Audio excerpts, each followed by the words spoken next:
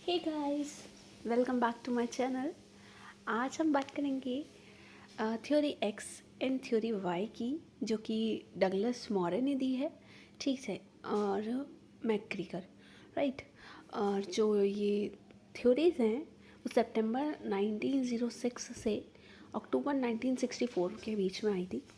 And जैसे कि आप जानते हैं, मैक्ग्रीगर की जो ये थ्योरी है एक्स एंड वाई है, जो थ्योरी एक्स है इसके अंदर एग्जैक्टली में होता क्या है। थ्योरी एक्स में ना इंटीग्रिटी कम है, लोग अपनी रिस्पॉन्सिबिलिटी से बचते हैं, ठीक है, कम काम करते हैं, ठीक है।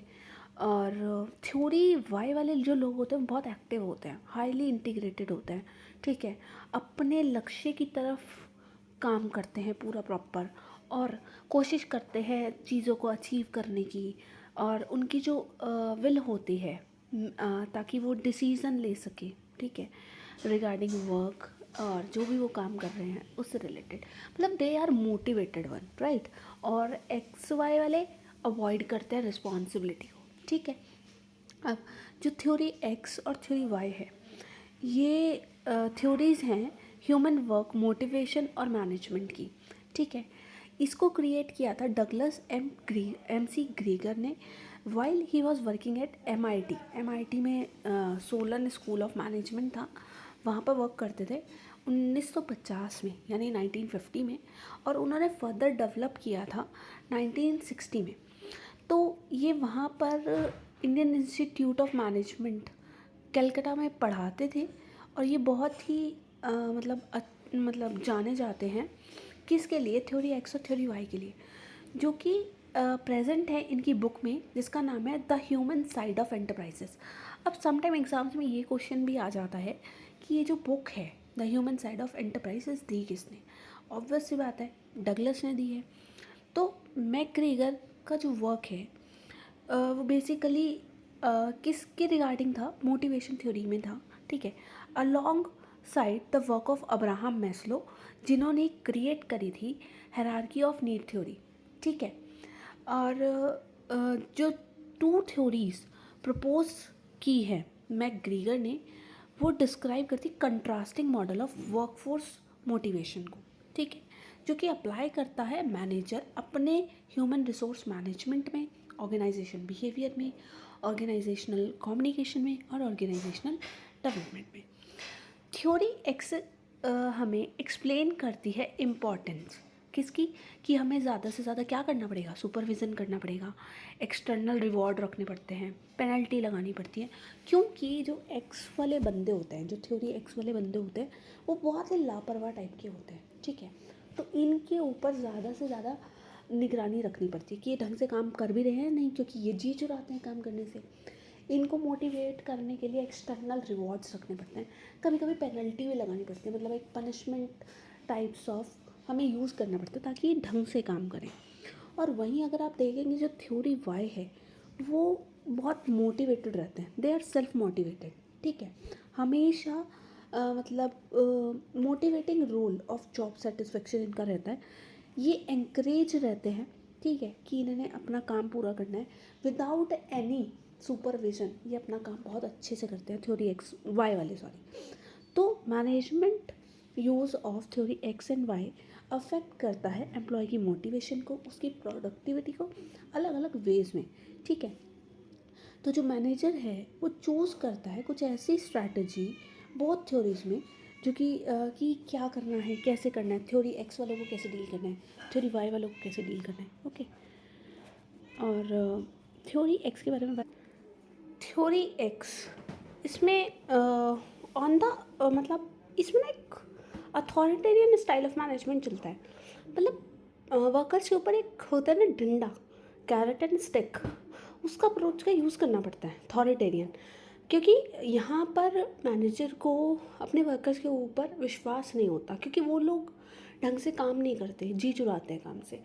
जहाँ पर मैनेजर को खुद इंस्ट्रक्शन देने पड़ते हैं, और उन्हें चेक करना पड़ता है हर एक एम्प्लॉय को कि वो सही से काम कर भी रहा है या नहीं, या सिर्फ बैठा हुआ है।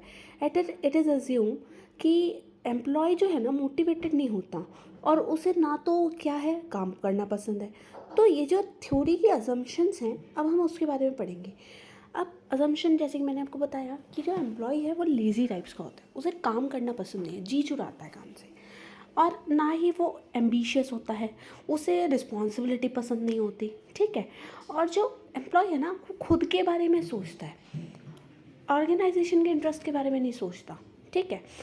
मैनेजमेंट रिस्पॉन्सिबल होता है जितने भी फैक्टर ऑफ प्रोडक्शन है उसे असेंबल करने के लिए, चाहे मनी हो, मटेरियल हो, इक्विपमेंट हो या पीपल हो, ठीक है।